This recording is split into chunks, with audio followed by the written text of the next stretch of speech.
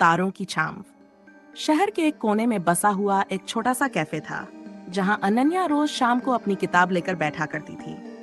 अनन्या को किताबें पढ़ने का बेहद शौक था और यही उसकी जिंदगी का सबसे सुकून भरा पल होता था। एक शाम जब वह अपने पसंदीदा कोने में बैठी थी, तो उसकी नजर कैफे के दरवाजे पर खड़े एक अजनबी लड़के पर पड़ी। वह कुछ उलझन में दिख रहा था। लड़के का नाम आरव था। उसने कैफे के अंदर आते ही इधर उधर देखा और अनन्या की मेज की तरफ बढ़ा। क्या मैं यहाँ बैठ सकता हूँ? उसने पूछा।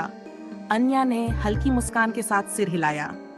आरव ने बातचीत शुरू की। ये शहर नया है मेरे लिए। तुम यहाँ रोज आती हो क्या? अनन्या ने सर हिलाते हुए जवाब दिया, हाँ, मुझे यहाँ की शांति पसंद है।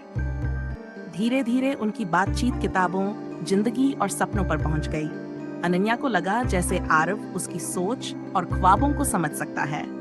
आरव ने बताया कि वह एक संगीतकार है और अपने सपनों को पूरा करने आया है। कुछ दिनों तक उनकी मुलाकातें कैफे में होती रहीं। अनन्या आरव के गाने सुनती और वह अनन्या की पसंदीदा कहानियों को सुनता। दोनों का रिश्ता गहराता गया, लेकिन आरव के मन में एक डर था। एक दिन आरव ने कहा, अनन्या, मुझे कुछ कहना है। मैं यहाँ सिर्फ कुछ समय के लिए हूँ। मेरे पास वक्त बहुत कम है। अनन्या ने उसकी आंखों में देखा और मुस्कुराते हुए बोली, जिंदगी में कितने पल मिलते हैं ये मायने नहीं रखता। जो पल मिले उन्हें खूबसूरत बनाना चाहिए। यह सुनकर आरव ने अपना गिटार निकाला और उसके लिए एक गाना गाया। वह गाना उनकी कहानी बन गया। आरव के जाने का दिन आ गया। वह ट्रेन में बैठने से पहले अनन्या से मिला और कहा, शायद मैं लौटकर न आऊं, लेकिन तुमने मेरी जिंदगी के ये पल अमूल्य बना दिए। अनन्या ने उसकी ओर देखा और कहा, तुम लौटो या न लौटो, हमारे ये पल हमेशा मेरे साथ रहेंगे। ट्रेन चली गई, लेकिन उनके दिलों में वो यादें हमेशा के लिए रह गईं। अनन्या अब भी कैफे में जाती है, उसी कोने में बैठती है और आरव का गाना गुनगुनाती है। ये कहानी साबित करती है कि सच्चा प्यार समय या दूरी का मोहताज नहीं होता। जब भी हम दिल से किसी से जुड़ते हैं, वो रिश्ता हमेशा के लिए अमर हो जाता है।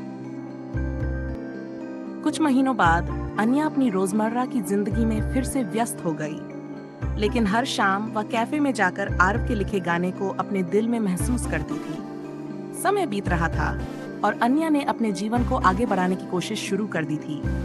एक दिन जब वह कैफे में बैठी थी, तो उसके सामने एक अजनबी खड़ा था। उसने एक लिफाफा उसकी तरफ बढ़ाया और कहा, यह आपके लिए है। अनन्या ने लिफाफा खोला। अंदर एक पत्र और एक टिकट था। पत्र आरव का था। अनन्या, मैंने तुमसे कहा था कि शायद मैं लौटकर न आऊं, लेकिन तुम्हारे साथ बिताए वो पल मुझे बार बार खींच लाते हैं। मैंने वो गाना पूरा किया है जो तुम्हारे लिए था। मैं चाहता हूँ कि तुम इसे सुनो। अगर तुम मेरे पास आ सको तो इस टिकट पर लिखे पते पर आना। मैं इंतजार करूंगा। आरव। अनन्या का दिल तेजी से धड़कने लगा। वह अपनी जगह से उठी और तुरंत टिकट पर लिखे शहर के लिए निकल पड़ी। सफर लंबा था, लेकिन उसके मन में सिर्फ आरव से मिलने की खुशी थी। जब वह पहुंची तो देखा कि वहां एक छोटा सा संगीत कार्यक्रम चल रहा था।